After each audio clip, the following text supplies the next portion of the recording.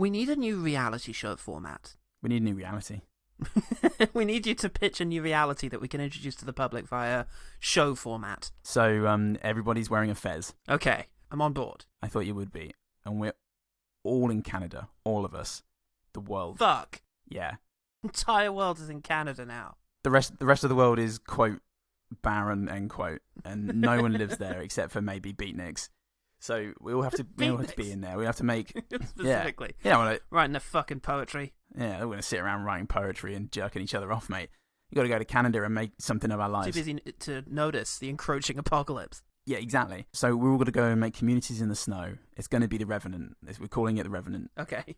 Revenant : Fez Fate. Fez Fate? Shit. Hi, I'm Fez Fate. I'm here to grill this egg. And the reality is going to be, you know, how does the world, with all its problems and existing geopolitical strains, how's that going to happen in Canada? Oh, shit. Whoa. Can it be some sort of dating situation between nations, between former embittered, frozen, fez-wearing nations? Oh, absolutely, Paul. We're going to get the hottest chaps and ladies, and we're going to get them all together in a big line. And then all of the past presidents and prime ministers of every country are going to come along and rate them. Rate them? Rate them. And they're going to decide who mates. Ah, Canada's been eyeing up China. That was my attempt at the fucking Geordie accent from that thing. That wasn't very good. That was Christopher Nolan again, Paul. You're only doing Christopher Nolan. I'm only doing Christopher Nolan. That was the principal problem. Christopher Nolan is hosting it because obviously there's nothing left. There are no more films left to make.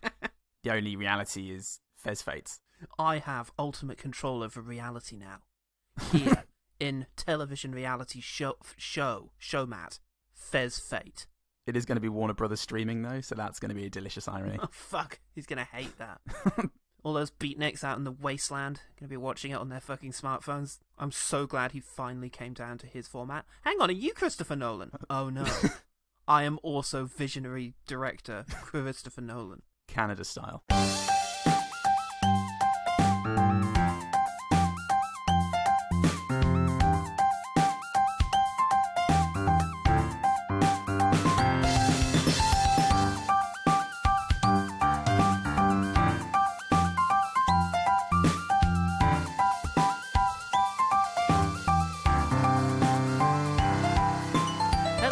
Welcome to One Good Thing, the podcast that keeps its sex tapes where they belong. On Patreon, sign up now. Idiot. I'm Paul Salt. I don't want America to forgive me. Or forget you. They'll do neither. Please. A lot's riding on this. It'd be tricky to be forgotten but not forgiven. But it sounds good when you say it, doesn't it? Oh, I fucking hate... Yeah. Someone. Yeah. I hate that guy? This just smacks of notoriety to me, Paul. Smell. I want it 100%. If you can enjoy all of the hate without, the peskiness of people actually recognizing you. You walk down the street. We haven't forgotten, you fucking piece of shit, guy. Yeah, but they're yelling that at no one. Oh, God. Well, look, after the fucking horror show that was Love, Marriage and Whatever, we are continuing our awful season of watching the very worst of 2020. Yeah. And this week, we pointed our moist faces at Stephen J. Bernheim's film Reality Queen. Yeah.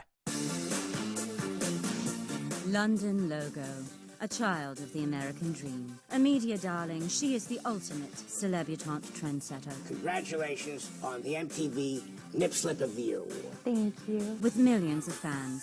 Dad! Ted's my stalker.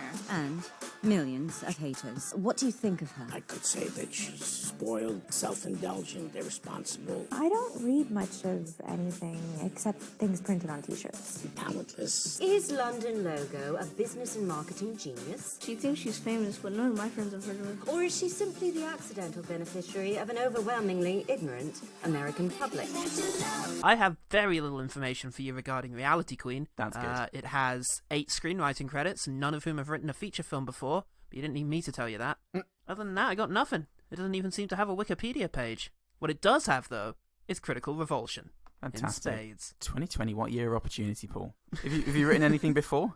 I did a card for my mum once. You're on the fucking team, Brian. How many times did you reference titties? Once. Several. Okay. I meant Several. 8. Okay, I meant right. 8. Oh, you're fucking in, son. You're a legend. I don't want to meet you, nasty Gran. Sexy dick legend. Peter Sobczynski over at efilmcritic.com, eBargum. If someone were to bet me that I might actually see a worse comedy this year than Reality Queen, I would not only take that wager, but see if I could get some additional action on it holding that dubious distinction for the full decade. Yeah. Now, before I saw it and I read that quote, I thought, yeah, I'd take that action. Adam Sandler's not dead yet. Yep. You know, probably something worse, but now I've seen it, Yeah. not sure I'd take that bet. Safe bet, very low return. But some people don't gamble for the thrill, you know? I might just gamble for the humanity. I mean, my God, if he wins that bet, then it will have been a pretty good decade. Yeah. Well, we've already seen it. Yeah, exactly. If it's the second month of the second year of 2021, the second decade of this here third decade of this here 21st century, then, and we've already seen the worst thing that this decade has to hold, I think we'd have done pretty well. Yeah. We've got 9 more years now of nothing but absolute masterpieces by comparison. By comparison, we'll still have Jack and Jill 2 and Grown Ups 3. Oh, fuck yeah. Us and 2.5. Oh, man, I can't wait. I can't wait for the shafting. That we will receive. Oh, that we'll welcome upon ourselves. Public, meanwhile, barely acknowledged it, but it did have its champions. Great. Voters' Choice Media, IMDb, author of the IMDb list Hottest Blonde Actresses. Oh, yeah, I'm curious about this, Paul. That's a Patreon episode right there. I believe the list had 121 people on it. It's many Patreon episodes right there. We're going to go through and make our own list. Said in his Jason Momoa, it goes on, said in his only review, A Week in London, I guess that was what the film was called when he saw it, has distributors clamouring after, who will walk away with rights to this comedy film relevant to the times, including politics. Is he a screenwriter? I hope so. I hope he's one of the 8 screenwriters. He certainly sounds like it based on his talent with words here, which we shall further explore. I had the privilege of viewing it at a VIP screening, and a few seconds at most goes by without an audience roaring with laughter. An audience, not necessarily the one watching this particular film. They were next door to a reshowing of Airplane. A reshowing of footage of car crashes. And, got substantially better laughs than this. Julia Faye West has had 5-star reviews from real people in the industry who matter. Oh, fuck. Me? I matter. Mum says so. Many are saying that they loved seeing her range and wanted to see more of the various sides she was able to show in an otherwise one-dimensional character. Yeah, right. Otherwise, aside from her performance off. Okay. Amazing. Maybe the horrible review from the hater who wrote the first review, improperly depicting the film entirely, walked out a bit too early to see it come full circle. After all, she does admit that she hates reality shows, and her opinion of the actors holds no merit compared to countless film distributors. Okay. I look forward to seeing how the film does internationally. That review was written 5 years ago. Okay, yeah. Yeah, so this has been around for a while before it got a distributor. It trickled down, which explains why it doesn't feel perhaps as timely. Well, it doesn't fully explain why this feels like a satire of trends that were made 15 years ago. Although it's a little less questionable if it was made 5 years ago. It was only 10 years out of date. It works for me because I was only truly aware of how much I hated it 5 years ago. So you felt the awakening. Yeah.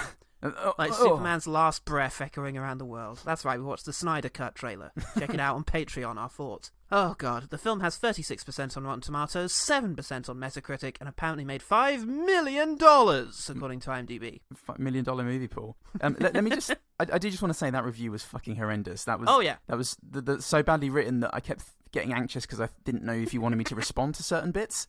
Because I didn't know if they were cliffhangers. Or have you just run out of fucking steam? No, yeah, it was dreadful. It was the worst thing I've ever read. Out loud. I feel dumber for having experienced it, and I had to share it with you. Very much like that time I got a drill lodged in my head. And I thought, you know who'd love this? So, Paul, you bit of fucking crumpet. Well, yeah. What's one thing about Reality Queen that made you want to just fucking die? Oh, Simon Debris is a good name. Simon Debris!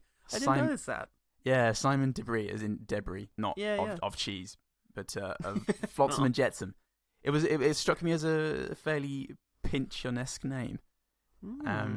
There's a few more cool names in there, but they were over-explained and lampshaded to fuck Paul. There was someone fucking that dead horse was fucked thoroughly. So Simon Debris is the winner. When I'm looking at my phone whilst watching a movie, as I of course am, updating Instagram to talk about the movie I'm watching. Yeah. I need the movie to go its extra way to make sure I understand everything. I need the world to know that I'm laughing at every joke. And I need to make it clear to all of the film distributors whose respect I wish to court. Yeah, because they know, the film distributors go, we put 787 jokes in this movie. How many did you laugh at? Oh, I got 683. You fucking clown! Tick them off as they go. Did you get the one about the perfume? Yeah. Did you get the one about the perfume? Yeah. Did you get the one about the perfume? I did. Did you get the other one about the perfume? I did. God, it was this. The second one about the perfume was a repeat of the first one. That's right. Did you get it? Because I did. The studio was getting all the ones back from, Lars von Trier and going, God, no one's getting these jokes. We really need to explain them more. I can't believe this person thought it was about the pointlessness of gender relations. We've got to go back. We've got to stop letting Lars von Trier into fucking test screening audiences, everyone. It's really changing things. But so's this, I think. So let's get into it. Oh boy, please. One production logo later, the movie starts. I love that. What a dream. What do we need to know, Paul? God. We've got an interview. Yeah. With the reality queen herself. Yeah. London logo. And she's being introduced by a British lady who might be who might be American. She may well be, I hope she is, but she's luckily our audience surrogate throughout this whole thing. So I look forward to plenty of time experiencing the world through her fantastic eyes. And her mouth, which is sucking forever on the sourest lemon sweet. Yeah. OMG. I am so sorry I arrived here late. It is your house. I know, it's really big. Do you get lost in it often? Always. I get lost everywhere. Anyway, I forgot you were coming. Is that not the real London? That's just my public persona. So the real London is different than that public image. Never mind that. Just, Diana, I'm a stronger woman now. Yeah, I would tell those people the answer they seek is in a book by Jesus. Are you serious? Well, no. Yeah, no. I'm not serious, of course not. But Jesus is. In fact, he's way too serious. He's always looking so unhappy. He needs a makeover. Oh, she's so incredulous. She's so incredulous, Paul. She has so many reactions. Oh my God, she can't believe any of this. Oh my God. Was that a joke? This is crazy. Because basically what we're experiencing as an audience through our avatar, British woman, is we get to see, not to be mistaken for London Logo, who is not British, she is the Paris Hilton alike. Yes. We get to see all the glitz and glamour that a film production can buy for a tenner. And there it is. It's on her face. It's on our tears. Yeah. She is a documentary leader. She runs this documentary. Documentarian. And she is doing a week in the life of London Logo. Yeah, a week in London. She hangs out with London in a house, looking at all the silly jokes that London Logo's got prepared by 8 script writers. Who are visible. I know, they're everywhere. You can just see them, giggling. And you know that she's going to touch it and do a good joke, and then she does a joke, and then British lady goes, oh, I say, what's this? God Almighty, she should have been Johnny Sessions out of Filth. Then I would have been a lot happier with this film. Yeah, fuck me. But look, we meet her designer, who's also a friend of hers. Yeah. And all of a sudden, this 80-minute film feels a lot fucking longer than it did when I started. Oh, honey, London's outfits are always delicious. Probably because I designed them. Oh, Paul, he's gay. Did you get that? I didn't. What? No. That's one of 878 jokes about him being gay, Paul. Oh, God, I wish I hadn't masturbated so much to him now. Ugh, that's weird now. Well, made it weird. I write the note, we get a mild satire of noughties era celebrity culture, not realising I could have just stopped there. And gone away and did a wank about something else that wasn't in the movie. Different fashion designer. Well, Oh, look, God. in all of this, we meet the other characters. Oh boy. Denise Richards in here. Oh no. No, please, This is God. sad. First Charlie Sheen and now this. I mean, things that have happened to Denise Richards. Yeah, fuck. That's terrible, actually. Can you tell me about London's love interests? Let's see. There was Aladdin. He was a prince of Egypt, or he said he was. Robert Psycho, and I think I'm forgetting someone else. Oh my God, there was this Latino pop star.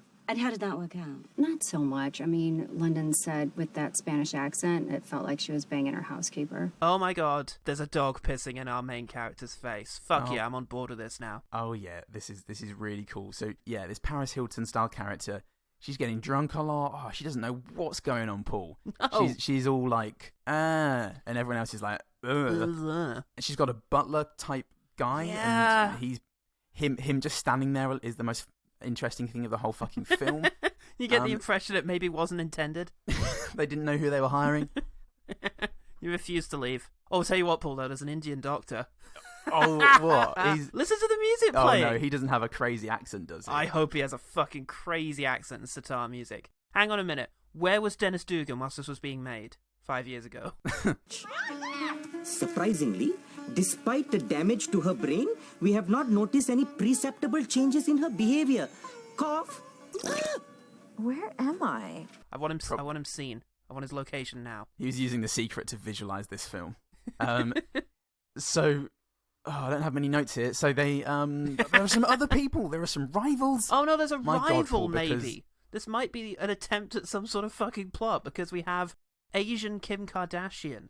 It's all very subtle. Yeah. And oh great, we get to make fun of some little people. It's been a few weeks. Yeah, it's great. There's a shot. Yeah, there's a shot of a dwarf DJ who is barely able to get his eyes over the decks.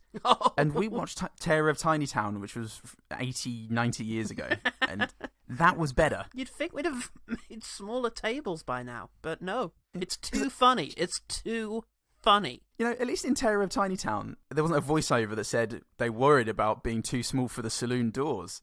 They just did it. Yeah. Whereas in this, they do it and then they explain it. It was pure cinema in that way. Compared to this, it is. Look, there's some very well-paced dialogue and some fantastic scoring going on. Oh, yeah. I want fucking eyes on Dennis Dugan now. And then why do you think it is that you're famous? Would you like a tour of the house? Can I get you a drink? Mineral water, cucumber water, London water? Oh, thank you. These are your dogs. Oh, yes. Each of them ran away eventually. And does London have any pets now? Why, yes, London does. She thinks the gerbil is a dog. What a fucking idiot. And it pooped. That's funny. That's insane. Holy shit. A Richard Gere reference? That is so fucking now. Who is Richard Gere, says everyone. He stuck a hamster up his bum 40 years ago. Oh, great. Amazing. I love getting jokes. That's so timely. I love jokes. I like jokes. God, Paul, she's really suffering her reputation for some reason. And the Kim sisters, 3 of them on the poster. I only really ever remember 2 of them. Nope, there's only 2. I'm pretty sure of that.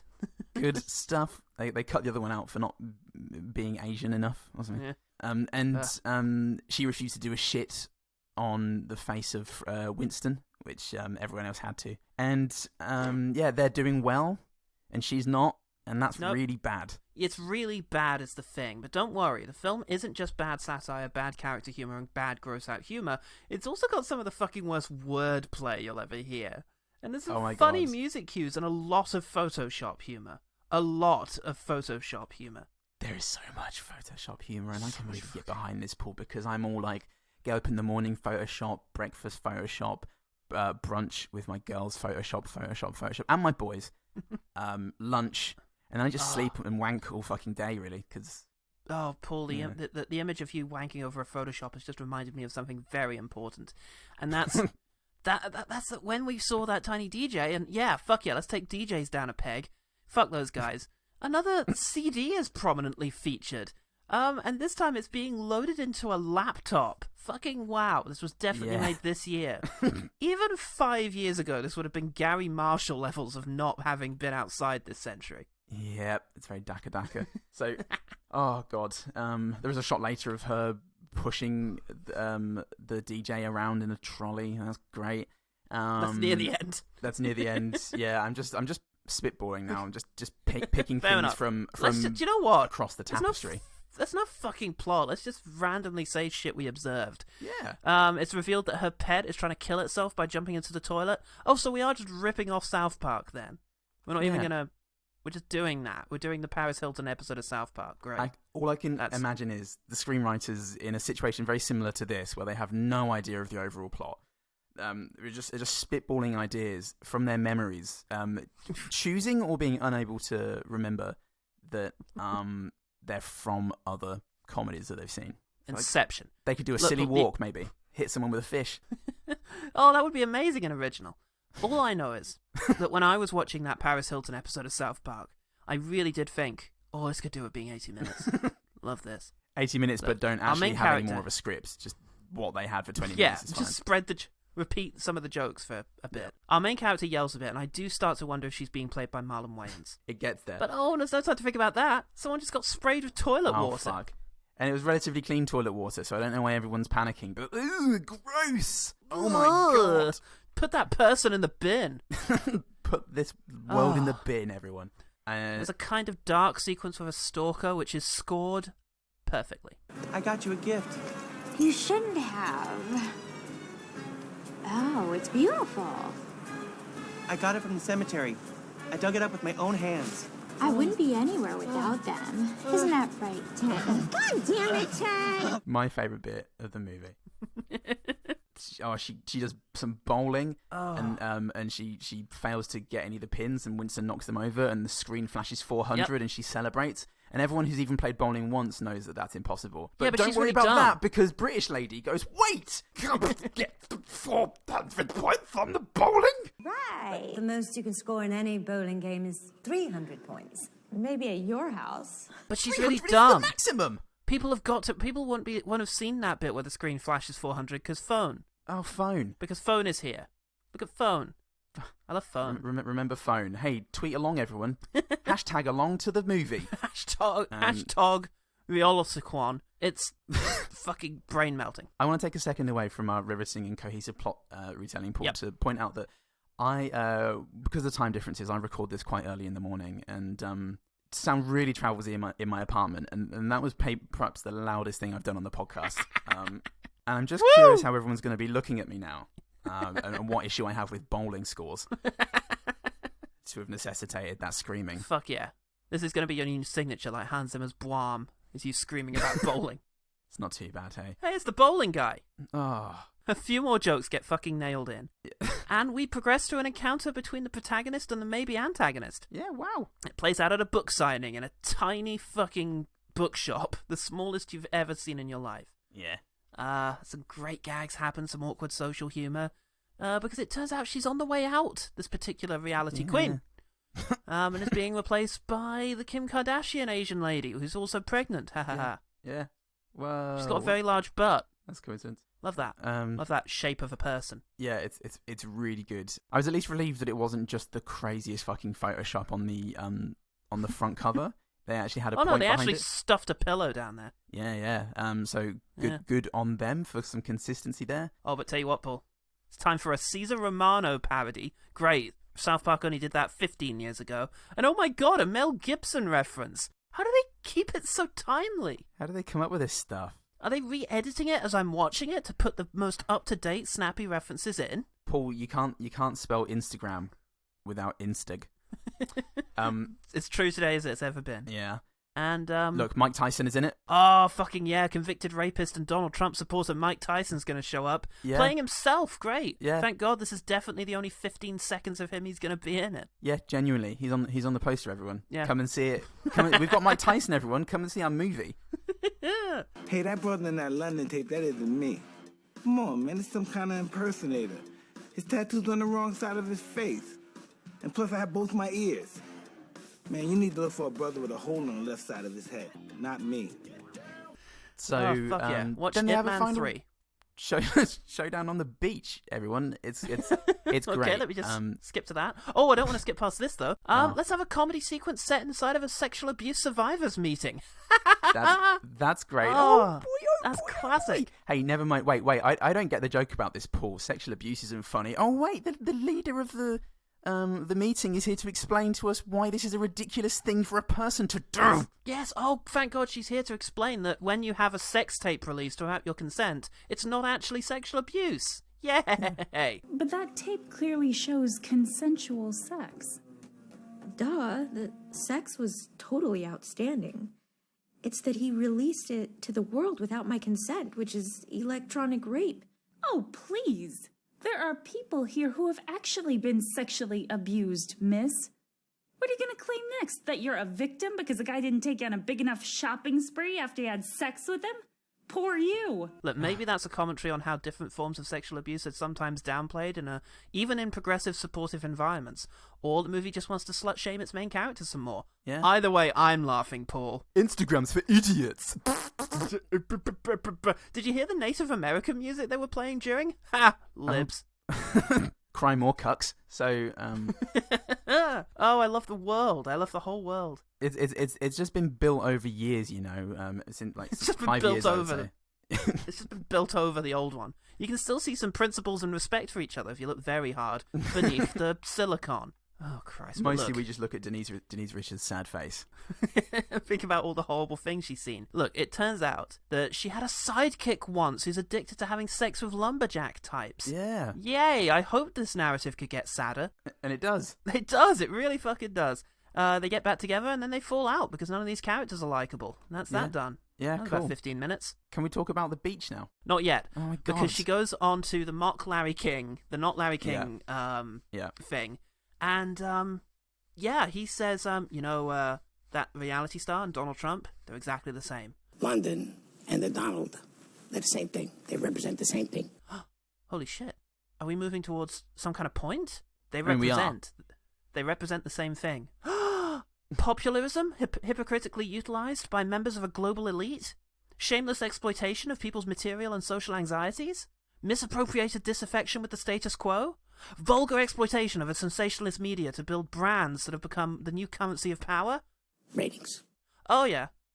Yeah, they're both popular. They're saying the same thing that you just said, but they just save time, you see. Save time by not saying it. Yeah, exactly. That is quicker. Yeah, it's much quicker, and I think we can all appreciate that. There's a Tammy and the T-Rex reference, which impresses me enough that I forget the missed opportunity with Trump and the sex shaming that happened earlier. Yeah. I'm very on board with the Tammy and the T-Rex reference. Speaking of missed opportunities, this movie. We're on the beach! We're on the beach! Oh my God, we're on the fucking beach. So. Yes. Oh, shit. Like Leonardo DiCaprio, we are on the beach. Yeah. All saints are there. Up the beach. A cappella. They're telling us what's going on. And what's going on is they're at the fucking beach. Because beach. And the Kims show up as well. Imagine that. The two rivals go to the same empty beach. Must be some sort of elitist beach for the mega rich. And square 10 feet of beach that all the rich go to. Yeah, which is a real cop-out, actually. They should just go to a public and bigger beach, but it's the privacy that matters the most, you know. They're sold on that. Oh, yeah. And they send an assistant to look at the 10 square feet of beach, but he's in the pocket of big beach. So he's in the pocket of big small beach. Yeah. Which is the shameless promotion and endorsement of tiny beaches. Not to be confused with Small Big Beach, which is a Nintendo game. Summer Smasher. Who have no power anywhere. Yeah. And the Kimmo show up, and the stalker shows up, and it turns out he's been cheat stalking on London Logo, which is a thing, with the Kimmos, and this is all weird and gross, and she's really offended, and so he goes off, and Denise Richards has been hanging out with the Kims as well, and so is the outrageously gay guy. No, and he comes on the screen and says, "Oh, there's some fag something." Oh, what? Great, love this. You're saying that as the character who's gay, so that's okay. And I see the character is gay in fiction. Look, one of the 8 writers was gay, so it's fine. Wait, which of us? I thought it was you. You're not pointing at anyone. Yeah, I just thought. Huh. I guess we never really got to know each other during the 2 minutes we were writing the script. Well, we could always start. No, we can't. We're nearly at the end of this inexplicably 80-minute film that we spent the last 28 minutes summarizing. She pushes Kim over, and then it looks like we're going to try and get some sympathy for our main character, and we're going with the idea that famous people are lonely. That's original. Insightful. A little person in a shopping cart. Oh shit, her boobs got tased. Oh no! That's the one place you don't want tased. That's definitely... Even for men, that's bad. It's the least horny place to get tased. Weirdly, you'd think otherwise, but no, it's all about the ankles. It's actually full circle at that point, and it's it's gilding the lily. I mean, tasing is sexy, tits are sexy. Combine them, it's like putting marshmallow on a sundae. You know, it's just getting all your treats at once. Because I don't know about you, Paul, but nothing makes me harder than running electricity. Into a body. Just nature at work. Nature wielded by man is fuck yeah. Exploitation just gives of me nature. The biggest lob on. Speaking of exploitation, speaking of lob on, she goes to a prison. I think I've seen that on a porn shoot before. That tiny set, that one room. But look, shit! Porn. Turns out the enemy reality chick wasn't really pregnant at all. Her sister was. This changes everything. Everything and nothing all at once. Might change thing, maybe. Oh, good, the M word got said. Thank God. I really felt those people had gotten off too lightly in this one. Yeah. Hurrah, finally, they stuck it to them. And at last, somebody has the guts. But you know, comedy, you got to push the envelope, Paul. You can't just say, "Oh, this joke has no point whatsoever, and it's just gonna upset a few people." You have to say, "Yeah, but it's gonna upset a few people." But maybe if it upsets people, maybe that's why you should say it. Am I right? Yeah. Ricky Frankie Gervais. Boyle. So, yeah. Frankie Boyle. It's all much of a muchness. They stage an expose, but London flips it and announces her retirement, which turns out to be another reality show. Yeah. There's a fucking horrific outro montage that is only tolerable because it is clearly that. But oh no, another scene, thank God. Just before the MS Paint end credit. Not M&S, MS Paint end credits plays. M&S would be nice. Oh, I did not see any of that. I turned it off from the first note of the credits, Paul, and I went, do you know what? If there was an end credits worth seeing, Paul would have told me about it. And there's my obligation. Yeah. Yeah. The movie sold our rights to some random Instagram account, and that's just part of the contract. Fuck yeah. And you now, as part of the contract, listener at home, we own your rights, but Instagram owns our rights. Yeah. So by proxy, your rights. Look, just send us every picture you've ever taken, and we'll sort out the legal side of it on our end. Yeah, by which I mean we'll keep the dick pics. All the dick pics you've taken. You've got to take fewer of those. It's using up all the memory. So, Paul, what did you make of Reality Queen? ! Oh, I don't think I barely said a word throughout the movie.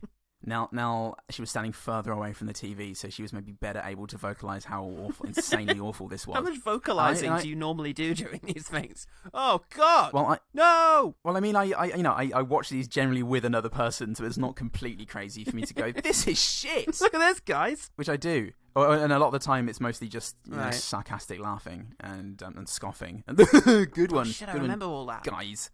Good one, director. I've gotten angrier and bitterer and sexier as the years have gone on, Paul. So there's a lot about me you don't know, but that's for the Patreon. Subscribe to Patreon. I just didn't say anything. I didn't know whilst watching it how to articulate what I was feeling about this film, because it just wasn't funny, and it wasn't good, and it wasn't nourishing in any way. Yeah, I got that thing sometimes I get with the really bad ones where I get kind of anxious. It's like you got an itchy feeling in your stomach and you just kind of want to run away. Yeah.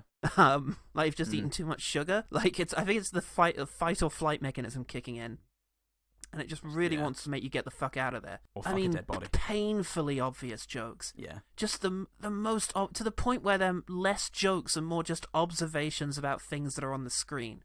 Yes. Inept staging and editing. Just utterly bad. Like student film bad. Continuity fucked. Just obvious glaring errors and awkward editing around comedy.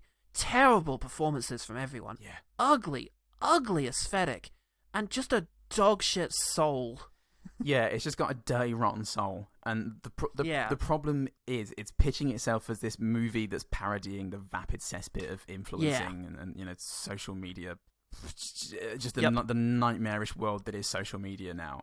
But it doesn't know where to stop on that in a couple of main ways. For one thing, every joke needed to end 1 second after it began. Yes. Which is about 20 seconds earlier than they do end. Yeah. But thematically, it doesn't know how to separate itself from that vapid, fatuous fuckhole that it is. It just gets in there, it just digs in its heels, and it goes, right, I'm here.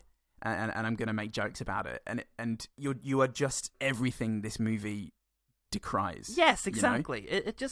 It feels like it was written by very angry and stupid teenagers who have accidentally exposed themselves as being even more shallow than the thing they're targeting. It's a satire with nothing to say about the thing it is satirizing beyond surface-level whining. Hey, have you ever noticed that reality TV stars tend to be kind of dumb? Oh, that's interesting. Do you maybe want to interrogate on why figures like Kim Kardashian or Paris Hilton were so popular? I say were because this all peaked about 10 years ago. 10 years before you made this thing, 5 years ago. And maybe explore the sexual, behavioral, and material freedom that they represented to young women, often stuck within oppressive social and economic structures. They're really dumb and they have sex a lot. Stupid, dumb sex women. There's no affection for the women they're satirizing or interest in understanding them. Even Vice tried to find the humanity in its awful subject. And I honestly prefer the idea of the vacuous TV shows than this kind of lazy performative cynicism. It was just shitty. It was a shitty kind of film.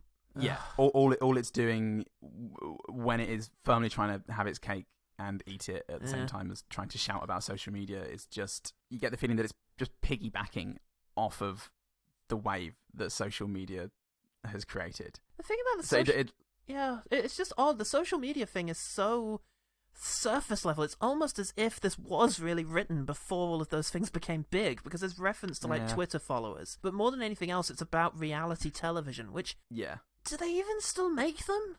The world has moved on. You know, these people are do, Paul. Yeah? Paul. It is rampant. It is worse perhaps now than it has ever been. I know about online, I know about dating things, but in terms of like the ego projects, you know, let's set up house with one family like the Osbournes and just film their goings-ons. You know, is that still the thing? I mean, yeah, most things are dating things, but I refuse to believe that these things aren't still being made. There are I'm sure they're being thousands made, but the cultural moment feels like it was a good 10-15 years ago. You know, nowadays people like Kim Kardashian can much more easily cultivate their own image by taking control of things like Instagram and, you know, their own online presence, rather than try and, you know, navigate through the incredibly old men who run network television. It just feels old and irrelevant. It's just really, really bad, Paul. Yeah, it really is bad. Again, 2 weeks in a row, I feel like this is going to be in the bottom 10. Yeah, it has to be, because unarguably here from me with this one. Yeah, it's just so fucking fetid a movie. Yeah, it's just down to its soul. Absolute poison. I mentioned it before, but I really think this is actually becoming my number one movie pet peeve, ahead of overabundance of CGI and expositional narration, because it's not as common, at least in the movies I watch, but it pisses me off more. Yeah, it's fucking comedy music. If I don't find him, I will seriously die. And if you die, I would die. Get the dog whistle. Sometimes it's just fucking inexplicable, this. It just starts up and stops as if the editor had another project on the go the whole time. Yeah. There's a bit where she like confronts the person and is talking about her being British, and the British national anthem starts playing. And then stops for no reason. And it's like, why? I personally believe that beauty products shouldn't discriminate, which is why I invented Sunsmack. Miss Lego, why would black people need tanning spray? Diana, that's racist. I don't associate with racist. Yeah, but how is that racist? Oh, please. Just because you're British doesn't mean you're not racist. Get that. It's like Run for Your Wife. It's like all the other pieces of shit that we've seen. God, not being very charitable this week. All the actually definitely 100% worthless fuck this podcast movies that we've seen in the last little bit. Yeah. It's like that. Run for Your Wife. It's just, quick, Barry, get the fucking xylophone out. I can see people looking at their phones. Just got to let people know it's a joke, or let people know that something is happening. Yeah. And it's just, I'm at a point now, I think my head muscles have been trained just enough to be able to take myself out of these moments and go, God, I wish this was quiet. God, I wish this was silent so I could think about what was going on. I have watched you watching a bad movie, and it's weird the way that your head clenches up like a fist. Like, it just shrivels into a small fleshy ball. And it's very odd. like no orange. holes. Yeah. Yeah, it's I love it. It's very arousing, but it's fresh, troubling as well. Yeah, it's fresh. It's what we need now. It's everything about 2021. Oh, I guess we should quickfire just to try and please do get this over with. But yeah, this one I hated. This one, everyone. This one was really rough. The roughest one we've had in a while. Yeah. Well, last week was shit too. Last week was shit, but I feel like we've got 2 new entrants into my bottom 5 at least. Well, that's something. Hooray! And that was the quickfire. Hooray for content. Quickfire.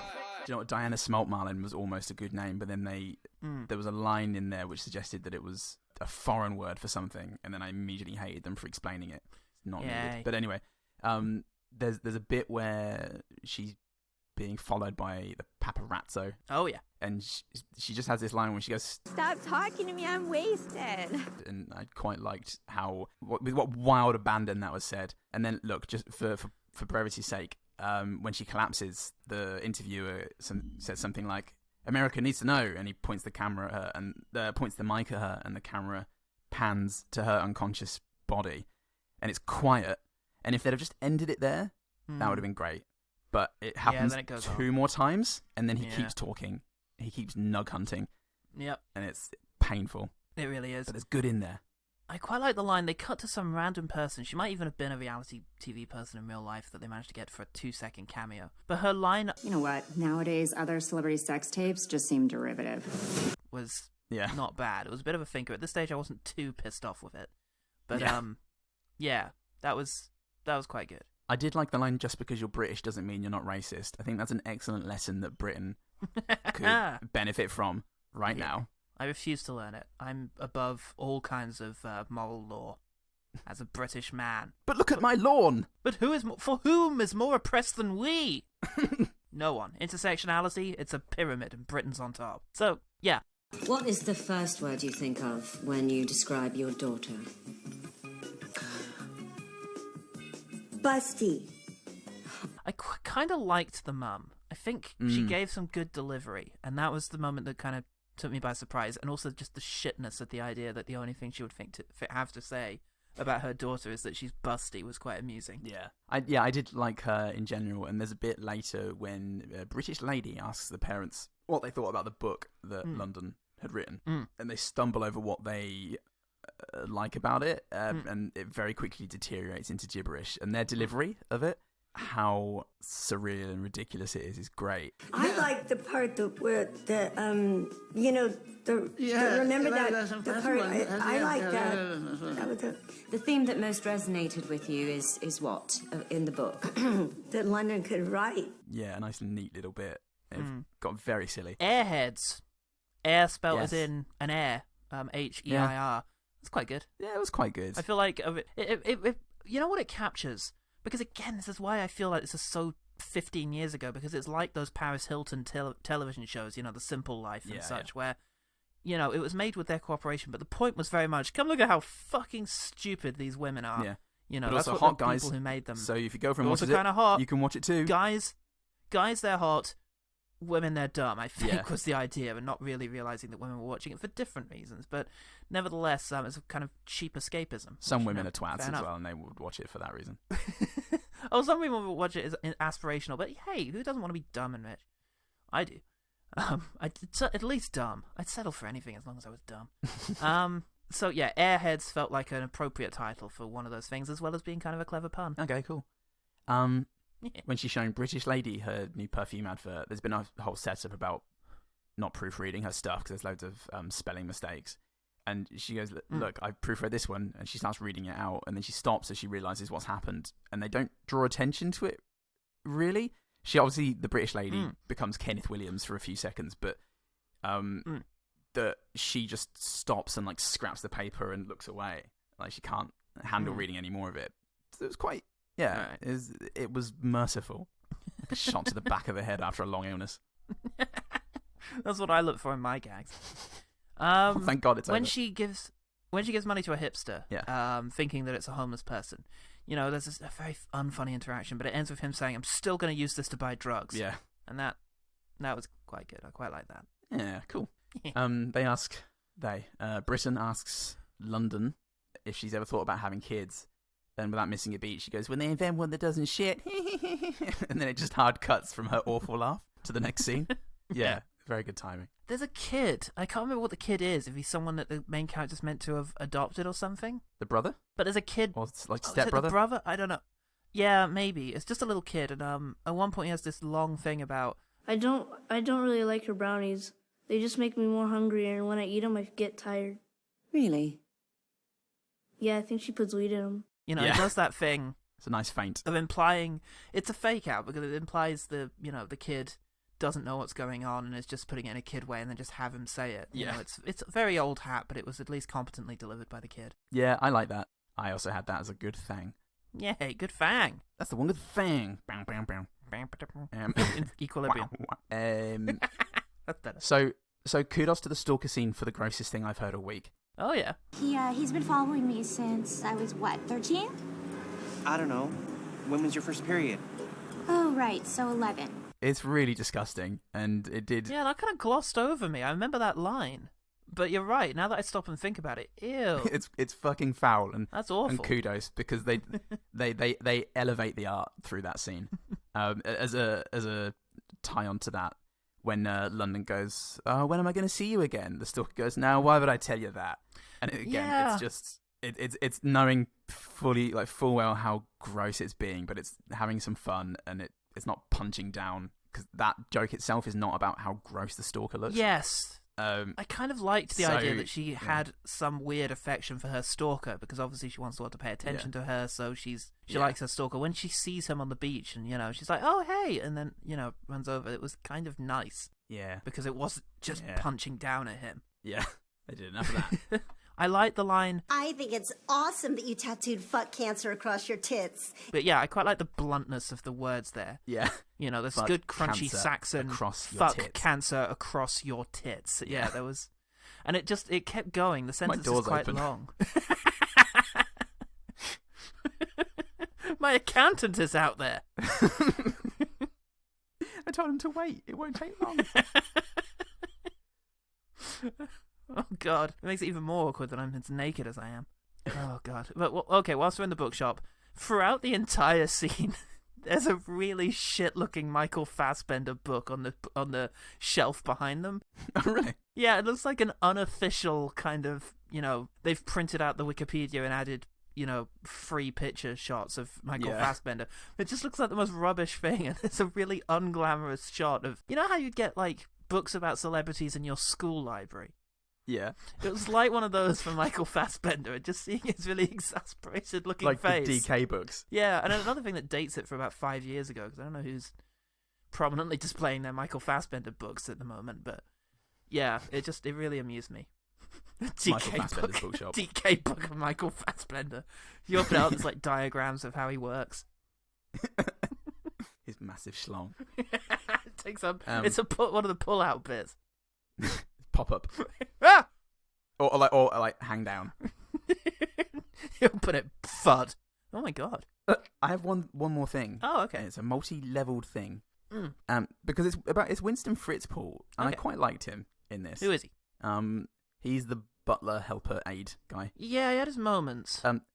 He had a stillness to him that I liked when everyone around him was screaming and running around and doing things with their voice in their face. Yeah. He was generally just quite happy to have this regal air about him. Yeah. I liked his face in general. But there was this bit on the beach actually where Logo London. She's firing everybody. And he goes over to Denise Richards and goes, Miss Streisand, she's Angelica Streisand. You can leave your keys with me. How can I be fired? I don't work for her. And I don't have any keys. I know. Sycophant. I know. And it's the same, its eyes shut, jutted forward, bottom lip, sort of reassuring, I know. Yeah.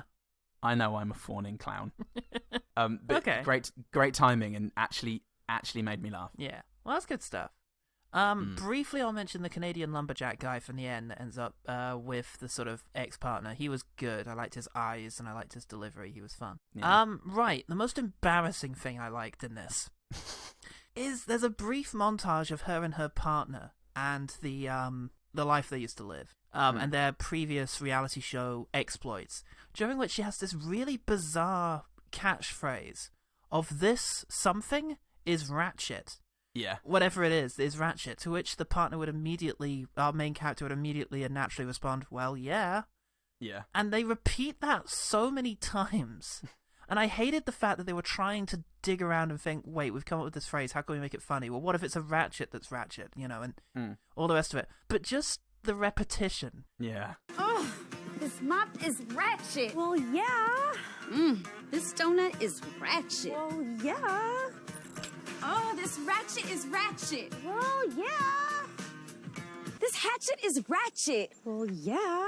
Made me laugh. And also, a bit beyond that, it was such a natural form of communication between the two. Yeah. And I liked the unspoken supportiveness of that she can say that anything is ratchet, and the other one will respond, well, yeah. Is she saying that such and such is ratchet or ratchet? They became famous for their annoying catchphrases, that's so ratchet, and, well, yeah. I don't know. It doesn't matter to some extent. It reminded me of like a Mean Girls joke. This is fetch. It just reminded me of some sugary kind of nonsense, and I enjoyed it for that. Yeah, I appreciate that. Yeah. All right. Well, tell you what. Who else appreciates things sometimes? It's the OG team. It's the one good team. It's the only good team that's left. Well, we did ask the one good team, and I just logged onto Twitter to see what they've written. And oh no, everyone! Entertainment has tweeted that Kim Kardashian West has filed for divorce. So cancel everything. This is now the Kim Kardashipastcast. Poor Kanye. The Kardashipastcast. And what's he gonna do now? Yeah, what's she possibly gonna do? Let's all. What are they both gonna do? Oh my God, Kanye! He's gonna be distraught. We need to kickstart something. We need to get a campaign going. We need to get a hashtag, everybody. It'd be Save Kanye and Kim, OGT. Look, I don't want to revel in this devastating news, but do either of us have a shot with either Kim or Kanye? Weirdly, more of a shot with Kim, I think. As much as we want to be with Kanye. But it's like saying being punched in the right eye is better than being punched in the left eye. I don't consider myself as having much of a chance with either of them, but if it push come to shove, I think Kim would definitely fuck me before Kanye. Oh, it's a tough one for me. Yeah. We'll just have to see how awesome I managed to get my ass looking. Well, anyway, maybe the OG team have something to say on it. I hope so. If any of them have any advice on just popping that booty, then I'm all ears. Okay. Well, Christopher Bond said it scares me away from itself, so that's a plus. Yeah, it is self-defeating.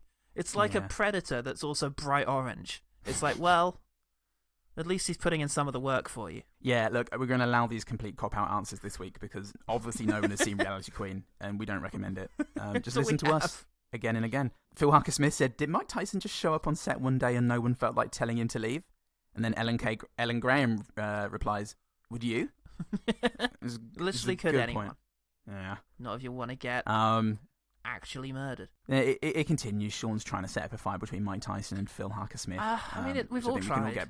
I'd definitely pay to see it. And if anyone wants to Mike Tyson, then I can only encourage you. Yeah, I mean, after Phil beat Uwe Boll resoundingly at him in that fight about pass-through, weirdly.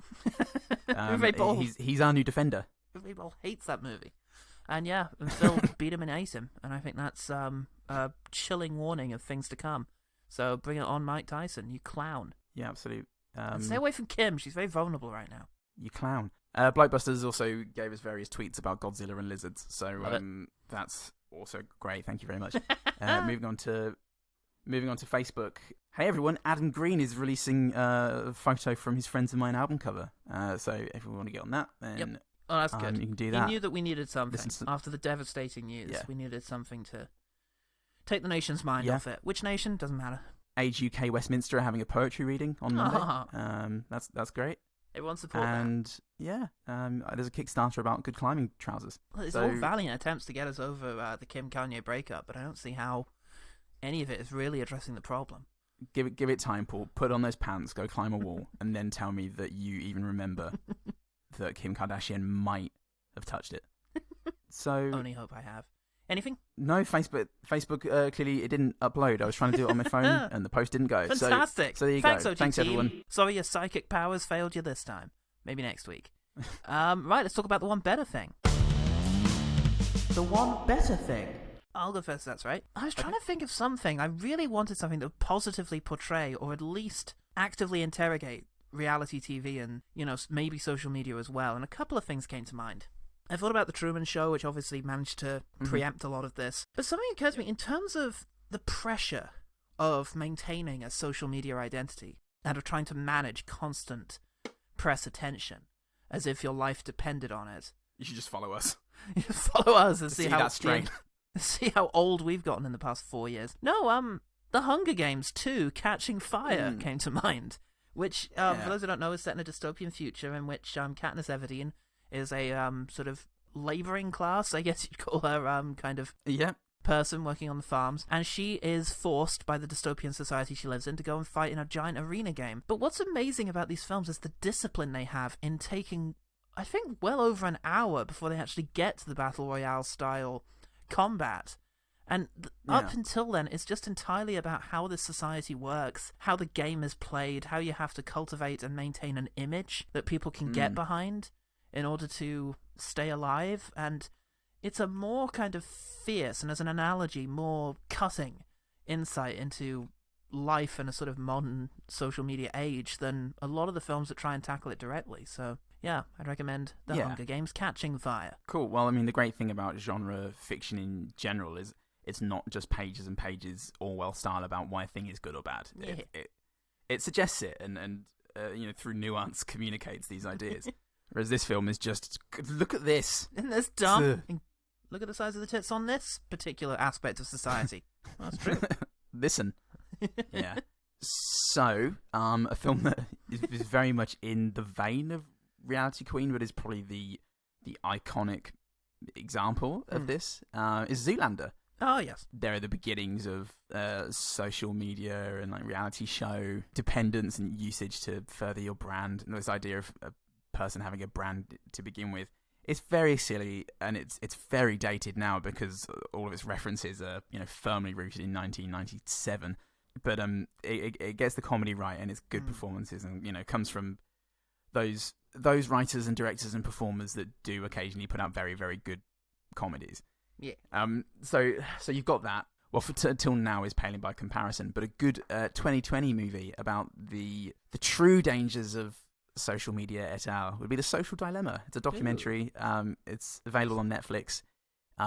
It looks at, for one thing, the psychological and sociological aspects of using social media and smartphones and using technology that has evolved exponentially compared to our ape minds, which it's like comparing a stone to a flower. It talks about the how algorithms are utilized by YouTube, Facebook, and so on to create echo chambers, and it's a really interesting movie. It's a pretty eye-opening and alarming movie. And cool. Yeah, it's on Netflix, so it's super easy to watch. Super easy. You could be watching it right now with just the press of a knob.